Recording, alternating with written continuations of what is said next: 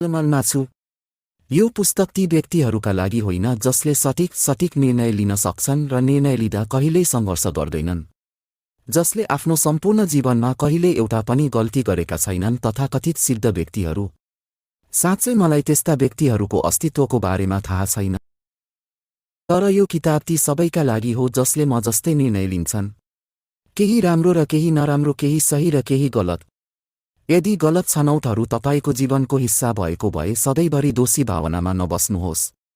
हामी सबैले कहिलेकाहीँ खराब छनौटहरू गर्छ। यो होइन कि हामी चाहन्छौँ भनेर खराब छनौटहरू गर्छौँ, तर धेरैजसो समय हामी उपलब्ध विकल्पहरूबाट के छनौट गर्ने भन्ने बारेमा धेरै अलमल्लमा पर्छौँ। म साँच्चै त्यस्तो कसैलाई चिन्दिनँ जसले कहिल्यै कुनै खराब छनौट नगरेको होस्।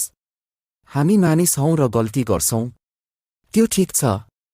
तर बारम्बार एउटै गल्ती दोहोर्याउनु ठिक छैन। अब त्यो ठिक छैन। हामी बुद्धिमानीपूर्वक सिर्जना गरिएका बुद्धिमान प्राणी हौं।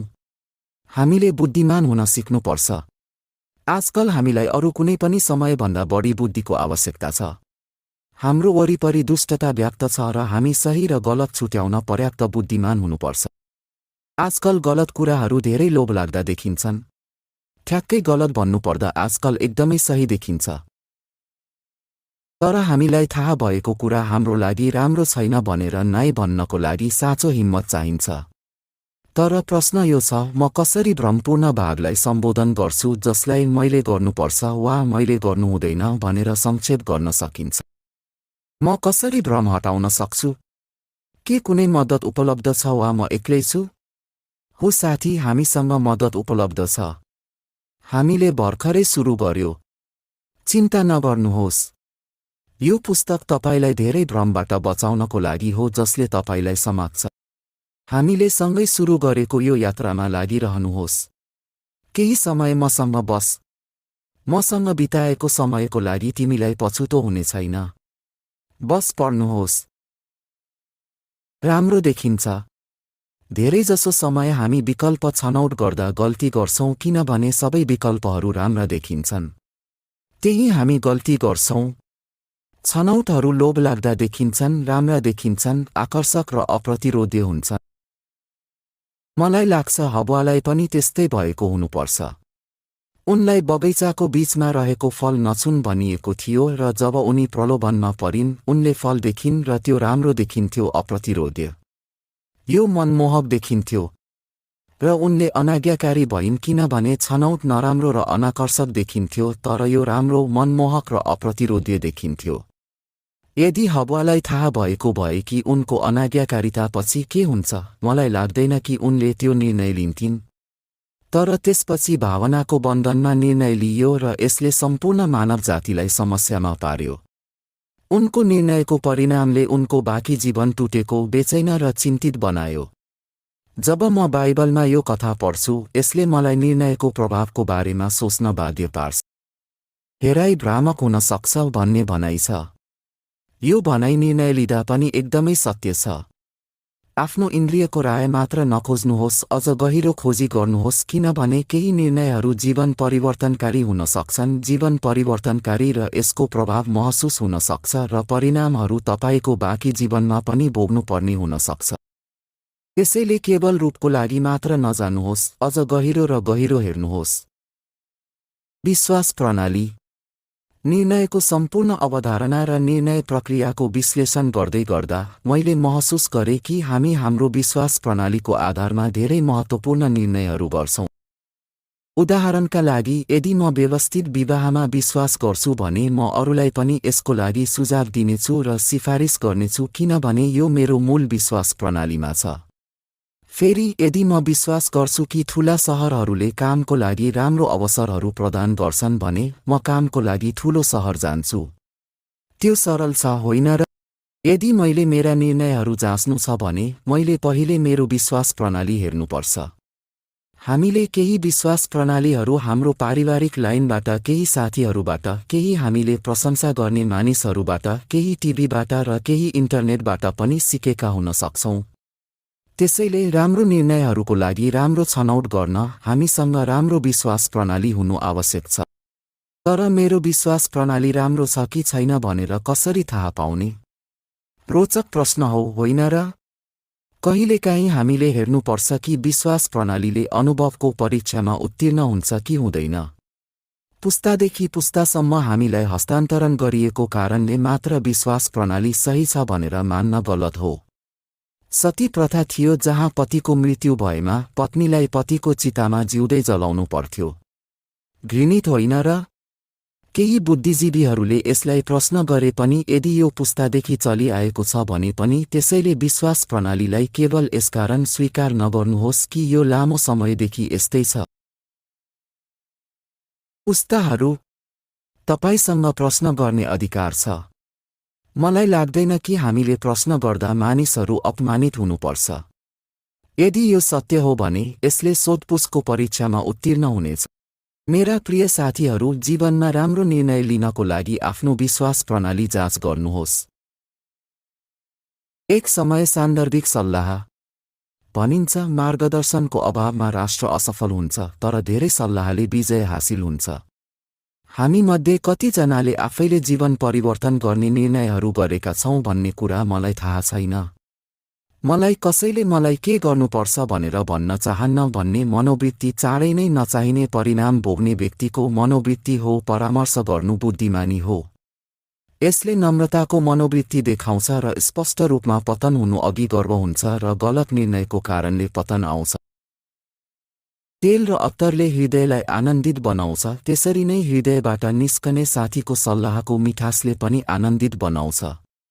मलाई याद छ मैले मेरा साथीहरूसँग छलफल गरेर धेरै निर्णयहरू लिएको थिएँ जसको सल्लाहमा म विश्वास गर्छु र मैले त्यसको परिणाम पनि देखेको छु। अन्ततः मतदान राम्रो निर्णय र राम्रो परिणाम थियो। हाम्रो भलाइ चाहने व्यक्तिबाट समयमै सल्लाह उपहार हो र त्यस्ता व्यक्तिहरूलाई हाम्रो जीवनमा सधैँ कदर गर्नुपर्छ र हामीले कहिल्यै पनि गर्नु हुँदैन। मेरो मतलब तिनीहरूलाई कहिल्यै हल्का रूपमा लिनु हुँदैन, किनभने यस्ता थोरै बहुमूल्य आत्माहरू धेरै मूल्यवान र दुर्लभ हुन्छन्। मलाई पक्कै पनि महसुस भएको छ कि मलाई मेरो वरिपरि मानिसहरू चाहिन्छ र म यो यात्रा एक्लै गर्न सक्दिनँ।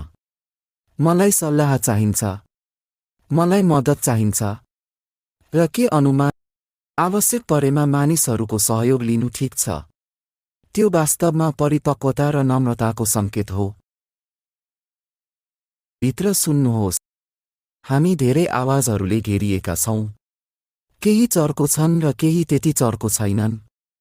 माग, निराशा, डर, आतङ्कको आवाज सधैँ हामीलाई घेरिएको देखिन्छ। यदि यी आवाजहरू हाम्रा होइनन् भने ती हामीले चिनेको र सायद सँगै बस्ने कसैको हुनेछ। यी आवाजहरूमध्ये सधैँ एउटा आवाज हुनेछ जुन हामीसँग बोल्छ र त्यो हामीभित्र छ। यो एक आन्तरिक कम्पास जस्तै हो जसले हामीलाई कुन बाटो जाने र के सही र के गलत भनेर बताउने र मार्गदर्शन गर्ने। हामीले हाम्रो शरीरमा प्रयोग नगर्ने मांसपेशी चाँडै नै प्रयोगबाट बाहिर हुनेछ। भित्रको आवाज सधैँ बोल्छ, तर यदि हामीले यसलाई बेवास्ता गर्यो र बेवास्ता गर्यो भने आवाज कम र कम बोल्छ। भित्रको आवाजलाई यसको योग्य सम्मान चाहिन्छ। एकछिन रोकिनुहोस् र तपाईँ छक्क पर्नुहुनेछ कि यसले तपाईसँग कति सुन्दर तरिकाले बोल्छ र तपाईले बुझ्ने तरिकाले र तपाईको लागि के राम्रो छ भनेर बोल्छ। कुनै कुराको निर्णय गर्दा बाहिरी आवाज सुन्नु ठिक छ, तर जब तपाईँ भित्रको आवाज सुन्नुहुन्छ र जीवनले तपाईलाई निर्णय गर्न चाहेको कुराहरूमा निर्णय गर्नुहुन्छ तब कति आनन्ददायी हुन्छ। यदि हामीले हरेक दिन केही समय निकालेर भित्री आवाज सुन्न अभ्यास गर्यौं भने जीवन जादुमय हुनेछ। भित्री आवाजले हामीलाई दिन धेरै निर्देशनहरू दिन्छ र यदि हामीले निर्देशनहरू पालना गर्यौं भने चमत्कारहरू हुन थाल्नेछ। धेरै मानिसहरू त्यो आवाजलाई आन्द्राको भावना, भित्री आवाज आदि भन्छन्, तर म यसलाई सत्यको आवाज भन्छु। पवित्र आवाज, आत्मा। हामीले यसलाई जुनसुकै नाम दिए पनि सत्य यो हो कि यो बोल्छ र यो हाम्रो फाइदाको लागि बोल्छ। भित्रबाट सुन्नुहोस् र हेर्नुहोस् आवाजले तपाईलाई अहिले के भनिरहेको छ। युद्ध। निर्णय लिनुहोस् र तपाईभित्र युद्ध चर्किरहेको हेर्नुहोस्। तपाईको दिमागमा म जसलाई विचार क्षेप्यास्त्र भन्छु बमबारी हुनेछ। विचार क्षेप्यास्त्रहरूले तपाईलाई प्रहार गर्नेछन् र तपाईलाई कडा प्रहार गर्नेछन्। सबै प्रकारका विचारहरू आउनेछन् र ती जानका लागि मात्र आउँदैनन्, तिनीहरू बस्न बसोबास गर्न र बच्चाहरू जन्माउन आउँछन् र सम्पूर्ण जनसङ्ख्या विचारहरूको विस्फोटन पनि। र यो कतै भइरहेको छैन, यो तपाईको दिमागमा हुन्छ। युद्ध क्षेत्र भनेको दिमाग हो। जोइस मेयरले प्राय मनको युद्धभूमिको बारेमा कुरा गर्छिन्। युद्ध मनमा हुन्छ र सबैभन्दा महत्त्वपूर्ण कुरा मनको लागि हो। भनाइ अनुसार मन जहाँ जान्छ मानिस त्यही पछ्याउँछ। यदि हामीले मनमा भएको लडाईँ जित्न सक्यौं भने हामी बाहिर जीवनका सबै लडाईँहरू जित्नेछौं। तिमी जहाँ जान्छौ त्यही पुग्नेछौ। कृपया ध्यान देऊ प्रिय। हामीलाई लाग्छ कि शैतानको अवधारणा केवल कल्पनाको काल्पनिक कथा हो, तर बाइबलले भन्छ कि शैतान गर्जने सिंह जस्तै हो र उसको युक्तिहरूबाट अनभिज्ञ जो कोहीलाई पनि मिल्न खोज्छ। हाम्रो वरिपरि भइरहेका सबै कुराहरू हेर्नुहोस् र यसले मलाई पहिलेभन्दा बढी विश्वस्त बनाउँछ कि त्यहाँ एक शैतान हुनुपर्छ जसले मानिसहरूलाई जघन्य अपराध गर्न प्रभाव पार्छ। शैतान चाहन्छ कि हामी सबै हाम्रो विचार जीवनलाई नियन्त्रण गरेर दुखी होस्।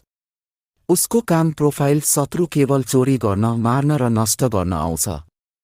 त्यसो भए तपाईले हालै आफ्नो मनमा के सोचिरहनु भएको छ? तपाईको विचारहरू या त तिमीलाई जीवनमा शासन गर्न मद्दत गर या त तिमीलाई पूर्ण रूपमा बर्बाद गर। साथी, आफ्नो विचार जीवनको नियन्त्रण फिर्ता ल्याऊ। आफ्नो विचारहरू सावधानीपूर्वक छान। मानिसले जस्तो सोच्छ उ त्यस्तै बन्छ। त्यसैले तिमी आफ्नो विचारहरूको पंक्तिबद्धतामा व्यक्ति बन्ने प्रक्रियामा छौ। लडाई दिमागमा हुन्छ र सबैभन्दा महत्त्वपूर्ण कुरा दिमागको लागि हो।